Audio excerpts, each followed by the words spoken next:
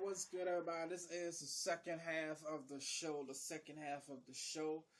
We are live right now. You already know who I am. This is Listen Back Radio. And we are here discussing the state of emergency in Chicago, Illinois.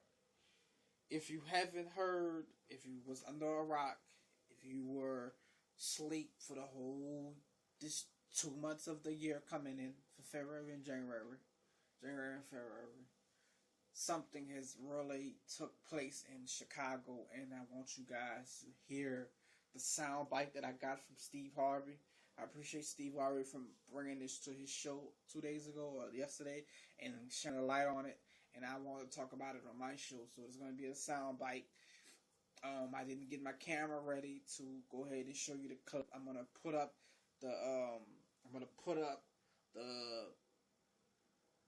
the links so you can watch them in entirety.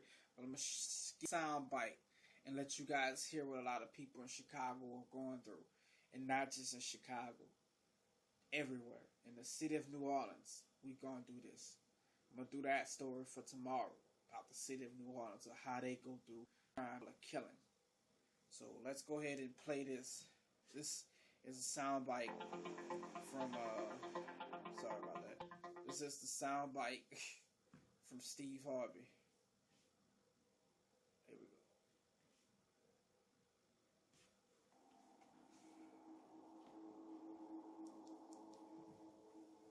My husband Manny Roman, my brother Bruce Vanderjagt, my son William, my stepmother, my cousin, my dad, my brother, my only child, my daughter Siobhan Dean.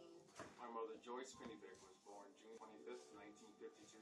He was born September 17, 1992, and died May 10th of 2007. He died just 2 days ago due to gun violence. my son Ricardo Hernandez, My son, Edmund Robert Gerard Chambers, was born December 11, 1989.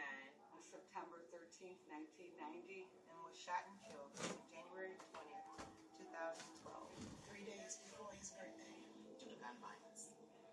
my son Leon Pickering was born September 22nd, 1991, March 7, 1988. She died on October 19, 2014, And died on July 22nd, 2012, due to gun violence. due to gun violence.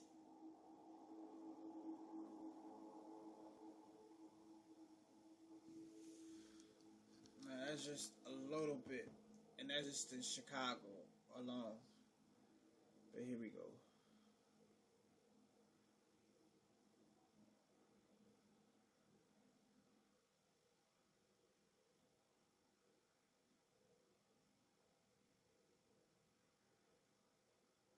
Here we go. My name is Diane Latiker. I'm the president of Kids Off the Block. Started a memorial in response to a friend of the family who was murdered, Blair Hope, who was 16 years old. He was shot coming home from school on a CTA bus, and this is Blair's brick right here. And the rest of these bricks represent the young people who have been lost to violence in Chicago. There are over 500 here.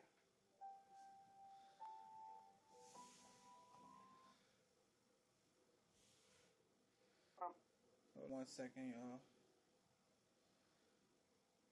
I'm trying to get it right. Hold on 1 second.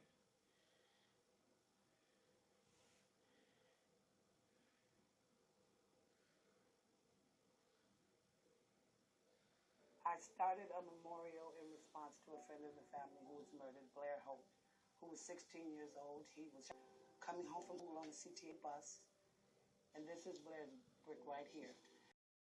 The rest of these are the young people who have been lost in the city of Chicago. There are over 500. This should not be here.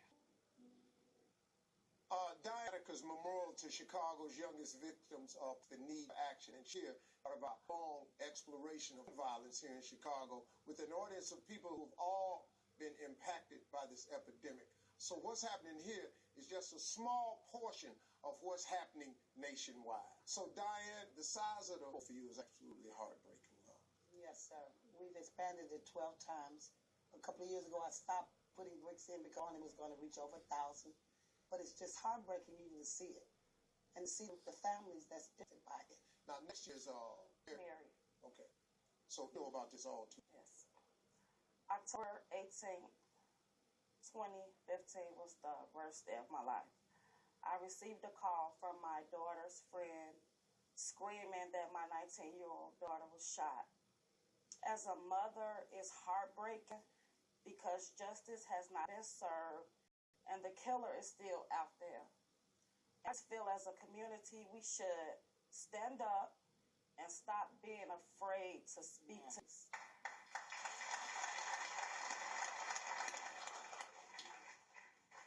I think that is such a huge part of it, and also the fear of the police. And then there's no protection if you come forward. If you come forward and tell, ain't nobody covering you. Now you left dealing with these people, and it's rough. Hey folks, welcome. Thanks for checking out my YouTube channel. Don't forget to click here to subscribe to my channel. That way you won't miss a single hot new video. Good stuff. And then I want you to click here to see. That was Steve Harvey. He had to on it, and it goes on and on. Here we go. Hold on.